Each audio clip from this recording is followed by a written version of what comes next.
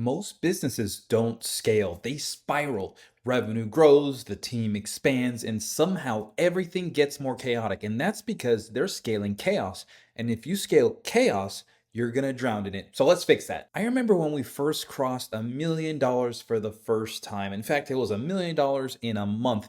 And I thought that we'd made it, but I was working more than ever. Every new offer, every new client brought on more stress, not more freedom, because I didn't have systems, just brute force.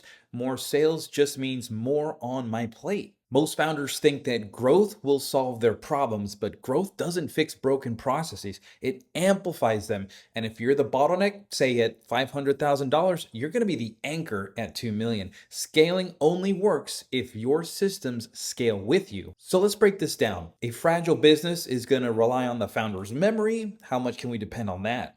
It's going to be reinventing the wheel weekly, so that's going to create chaos. It's going to break under pressure. You're going to have fragile systems. So a scalable business runs on SOPs and playbooks. These things rarely change, and if they do, they're updated so everybody knows about it. You automate repetitive tasks so that you're not wasting money on things that repeat over and over again.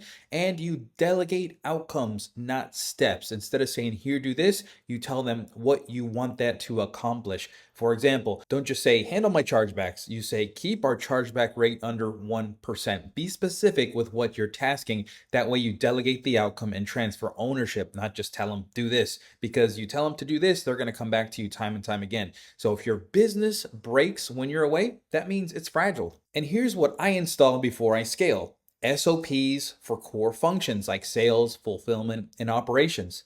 And then automations, AI tools, CRM follow-ups, email workflows, a freedom org chart, clear roles and outcomes, and who owns what, and a rhythm of accountability, review cadences, KPIs, and huddles to make sure we're all on the same page. This is exactly what we walk through in the sprint. Do you want a shortcut? We built Jenny. She's my AI assistant. She answers repeat team questions. She delivers the right SOP instantly. She trains team members on the fly. She can also handle customer support. She can answer questions. She'll reduce your customer support bill. Jenny's just one example of how AI plus documentation can turn chaos into calm. And here's what nobody talks about. Systems increase valuation. Your business is actually worth more when you have systems in place. SOPs reduce a buyer's risk, so your company is going to look more attractive and more valuable to an investor looking to acquire a company just like yours.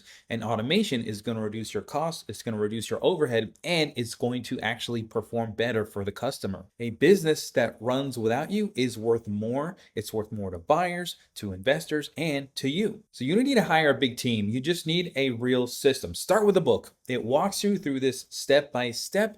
And if you want to install these systems fast with support, you got a couple of options. Get the book at Buybacktime Formula/YT book. It's a physical book that you'll receive in the mail. You can print out chapter 1 when you get the digital access. While you wait, you can get started today. When you get the book, open it up, put it by your desk. You're going to reference it time and time again as you build this out. Try just simplifying one thing in your life using my strategies and you'll be hooked for life. I promise you that. And if you want help installing this into your own business with my eyes on it, asking me questions, go to buybacktimeformula.com/sprint, and I'll see you on the inside.